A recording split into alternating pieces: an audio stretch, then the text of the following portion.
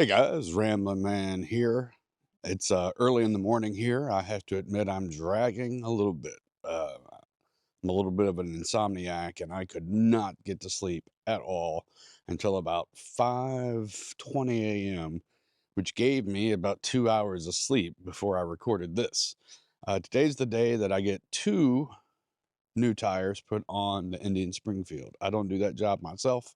I'm taking it to a guy that has done some work on my bike before. He's also going to do the oil change. I've got the oil change kit, and I figure while he's got it up, I'm happy to just pay sometimes for other people to do this sort of work because I got plenty of other things I need to be working on. One thing I thought I might do is show you me putting the bike on the trailer. That's something I've probably watched a ton of other videos on. It's still something I get nervous doing. I got the Wheeldock system that I really like. And yeah, I'll show you me putting this thing on there, and we'll see how it goes. All right. I'm gonna get the truck and bring it down. Then we got to get the bikes out too. Be right back.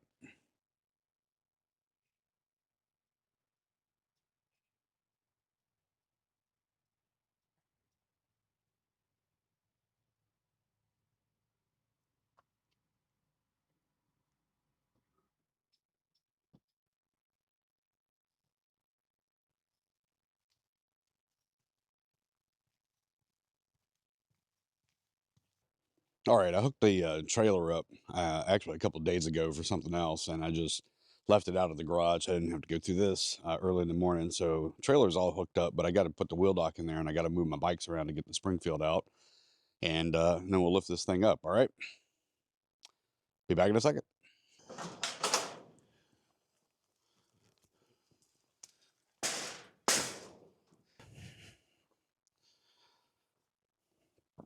All right, guys, I mentioned I used the Wheeldock system.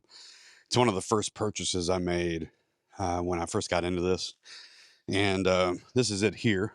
It's it doesn't get a ton of use, but when I need it, I'm glad I have it. And I installed. I'm going to show you that real quick. Come along with me here. I'll show you what we're looking at here. I installed this quick release bar. I had to move it. You'll see the original holes in there.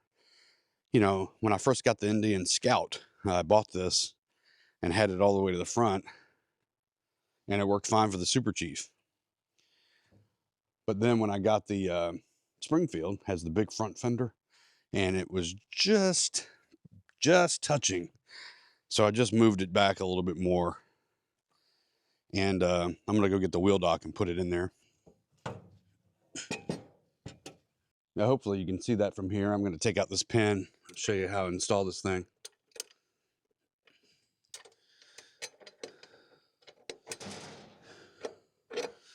All right, so normally I'd just keep this in the garage, but when I need it for the trailer, you know, you just drop it in like so. You put the pin back through to keep it from coming up and lock it in place.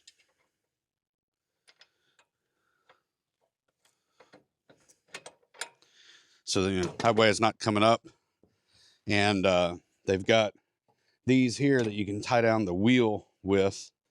And then um, right now it's in the up position. So I'm going to step down and put this down. Okay, now it's ready for the motorcycle. Oh, nope, this is not my Hacksaw Jim Duggan impersonation. I had a t-shirt I made in high school, said, just say ho. One time I bottomed out on this. I think it was with the Super Chief Limited. I think the Super Chief Limited was sitting lower, and it scraped and bent back the kickstand, you know, the side stand. And so now I may not need to do this with the Springfield, but now it's just a habit. I put this just to lift it up a little to get me over the lip.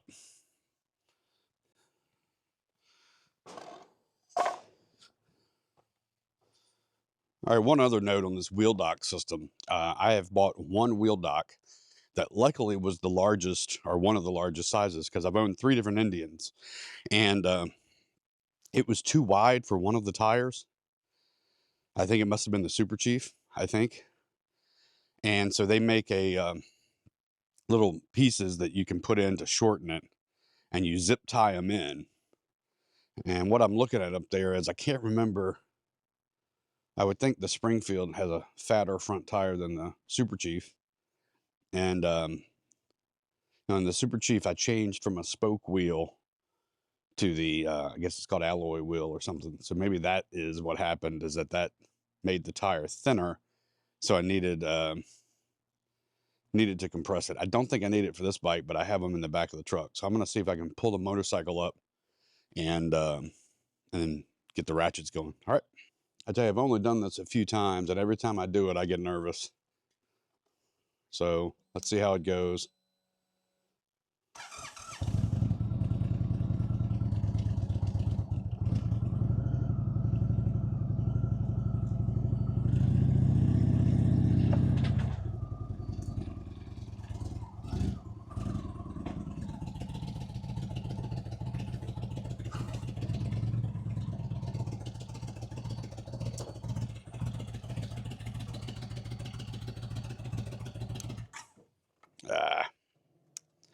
Well, I need to keep that pressure on.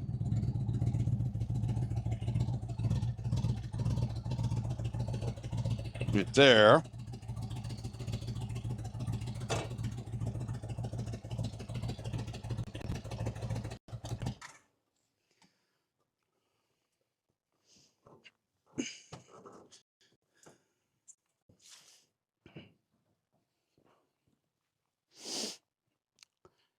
That may not have been the prettiest, but it got the job done. All right, I'm gonna bring you along and show you what this looks like. So just pop this here, and it brought it up, and then I do the ratchets from here. I'm gonna do the ratchet straps now. I'm gonna tell you, this is something I hate doing because I do it so infrequently. I'm not very good at it. The other thing that I've noticed is that when I watched lots of ratchet videos on the internet when I was learning how to do this stuff, and I still refer back to them, there's no shortage of opinions from people about how people are doing it wrong. And the Wheeldock people have a video and instructions where their instructions are to take, and I bought their ratchet straps. I had some that were way too big and strong for this. It was long, and I bought theirs because they were a little shorter.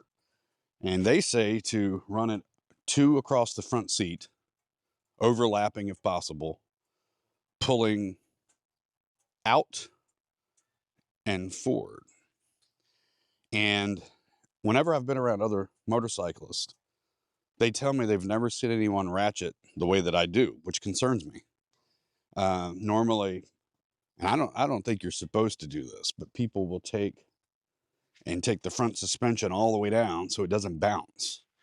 I've had lots of people tell me that's what they do. I've done that a few times with other people, especially like when I first bought one of the bikes. The dealer pulled it up and did the ratchets for me, and that's what he did. The Wheeldock people will specifically show in their video what they call the active suspension, with their straps keeping it tied down. Which is interesting because in the video you can see the straps going harder and softer, and you'll see the straps move a little bit, which has, worried me. And I've never had an issue except one time. One time I did it wrong. I just didn't have them in the right way, and the bike started to lean over at a turn, and I just pulled over and fixed it. So anyway, I'm gonna go get the ratchet straps and do the fun part of this. I am not going to give instructions on how to use ratchet straps. It's just not my specialty, and like I said, I still feel like I'm not good at this. But I'm gonna do how Wheeldock suggests, and I use the front clamps I have and the wheel one that they have, and this is This is their ratchet straps that they sell. All right, be back in a second.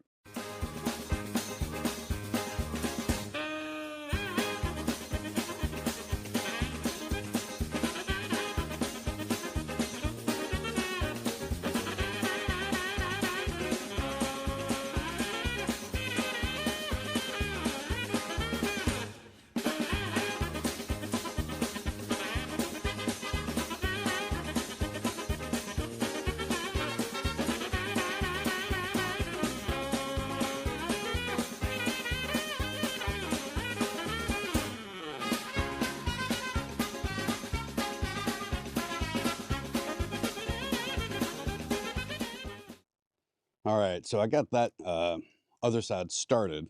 I do both sides, get them kind of initially started. And because I don't want the bike to go one way or the other, I'll do the other side. And then I use their system to do the front wheel as well, okay? And I tie these to the highway bars. All right, I'm gonna do both sides kind of back and forth and double check the connections. And here, I'll show you what we've got so far. All right, so this is how Wheeldock in their video and instructions recommend to do it. They do it across the seat crossing, which I've got tied into the highway bar, and I have them going forward and out on both sides. They do not do the rear wheeler at all, and they don't do any straps coming to the rear of the trailer. I've seen some people recommend that. I could see why you would do that, but I've never had an issue doing it this way. And I do the front wheel up here tied to the, I do the front wheel here tied to the unit itself.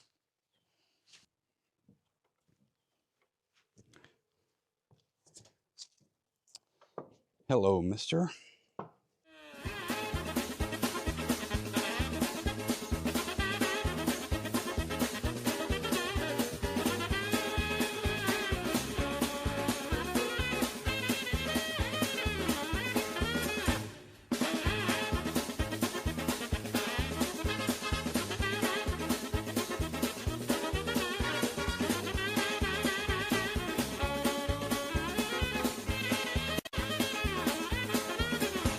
All right, guys, that's it for this video. I'm not sure if that was interesting or if I'll even end up uploading this, but I've got the bike all in, and I've got a ride ahead of me to get this to my guy that works on the bikes. And I think I'm hanging out over there in that side of town rather than coming all the way back here. And that's about it. I got to put the Super Chief away, and then I'm going to hit the road. All right.